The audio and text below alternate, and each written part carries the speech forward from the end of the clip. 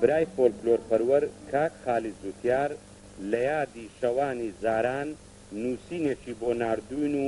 برینمان دەخولێنتەوە و دەمانگەڕێنتەوە شەوانی زستان و بەرئاگردانی کوردەواری. دەوەرن بینەرانی ئازیز لەگەڵ کاکە زوتیار بۆ چەند ساتێک بگەڕێینەوە ڕۆژانی سەرفرازی. خالید زوتیار لە نووسینەکەیدا دەڵێ هەر زستان دادەهات و هەور بەری ئاسمانەی دەگرت تا ڕادەیە کژی بێکاری و حەسانەوەی خەڵکی گوندانیش دەهاتە پێش، شەوی درێژی سەرما و باران و دڵۆپا دیوەخانی گوندی بەلاوک و حەیران و کەرەمستانێ و حەکایەتان گەرم دەکردەوە. کۆڕ و دانیشتن و مەجلیسی حەکایەت خوانان بەتام و پڕ لەزەت بوو، هەر قەستت دەکرد جێیەکت بەدەستکەوێ و گوێت لە ماجەڕای دنیایە بێ. شەو ڕادەشکا لرمەی برێزەی ئاگری سۆبان لچکە کورتەکی لەبەر پشتێنان دەهێنا دەرێ و ماندوویەتی ڕۆژانە و دەمارکوژەکانیان نەرم دەبۆوە. چیسە تووتنێ بەرپشتی لەگەر سوارپەی زەمانە دەهاتنە بەردەستان، پیرەکان بە گۆپاری ملەستور و نەرمەکۆخەی تووتنی دانەوەشای هەردەکشانەوە لای بنەبانێ و ئەحواڵی هاوتەمەنەکانی خۆیان دەپرسی و لەگەڵ گەنج و زاهێری گوندیش یەکدوو جوونی خۆشیان دەدا و دەبووە قاقای پێکەنین و بەزمی قسە جێڕانەوە و تیچاولێکردن و سەین و بەینی ئەم و ئەو. ئەوەی یادگار و هەڵوێستێکی خۆشی لەگەڵ ئەویدی هەبا، بە بەراعەتەوە دەیگێڕاوە و دەستەشی لە ملی دەکرد و دەیگوت کوڕە لێم عاجز نەبی، ها دەبی گەردەنم ئازاکەی خۆ سوعبەت و گەمەی کرمانزانیش ئەوەندە بە لەزەت و عەنتیکەیە هەندە زاران قسەی وەها دەجێڕنەوە سەر بەقڕ لە تریقەی پێکەنینی دەدا و دەڵێن کوڕە گوێمە دەنێت چ بە خەمی پیرە دنیایە پێک نایێ. ئیدی هێدی گاڵتە و پێکەنین دەبیتە سەربردەی غەریبان و سۆزدارێکیش هەر دەبوو دەستان لە بناگوێی بنێ و قەراز و کەندێناوە و مرچێ و قەڵاتی پیرە هەورێرێ بەسەرکاتەوە. ناوە دەنجی تووها و لە هەر دەستا و لە سەندانت دەبیست دەیانگۆت ئای پیرە داکت بە قورباندی. ئەو جە دەنگ و باسی دەنگخۆشی فڵانی دەکەتە سەرزاری چیژۆرانی تازە مەمکاتی و دەیانگۆت چیژێ بابان کۆردەزانی ئەو شۆ فڵان چشت و حەیرانەی خۆشی گۆتیە. هەر مەپرسە کوڕە کرمانزی حەیران بێژیش چەند بە سۆز و کەسەرەوە دەنجی بڵند و نەوی دەکا و چیژ و کارێک گوندی بەسەر دەکاتەوە و بە غەریبی خۆیدا هەڵدەڵێ و ئاخان داوێتە سەر کەسەرێ.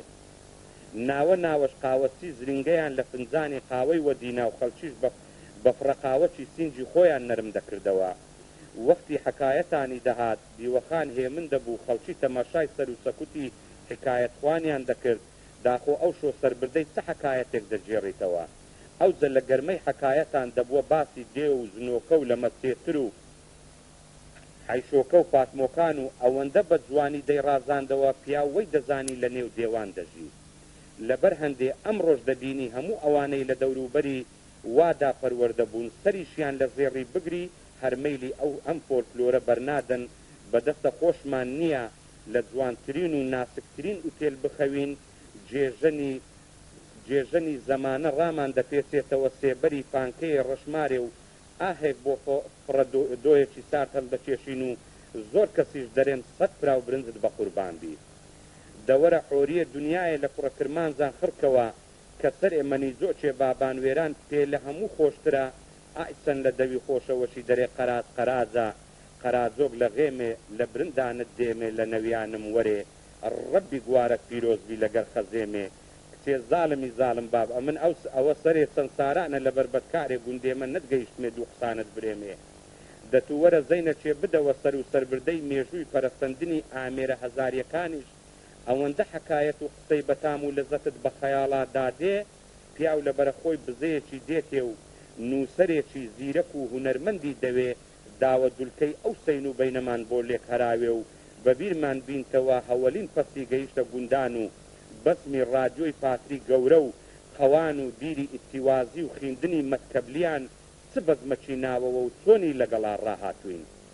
وای لێ هاتبوو مزیان بەسەر هەر منداڵەکی ترسای بتاوان باوە فەستی عەوڵا مەرەگەی لێ دەردەچوو.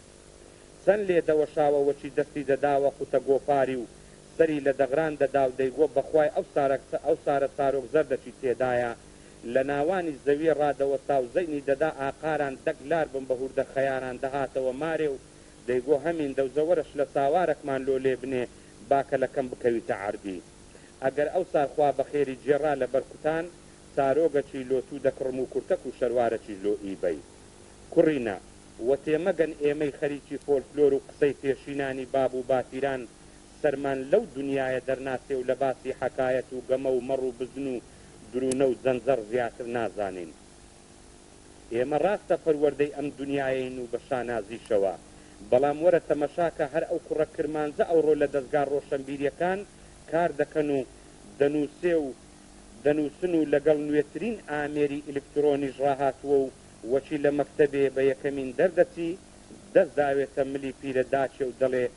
قەت خەمی نەخۆی ها دنیا بە هومێدان خورایە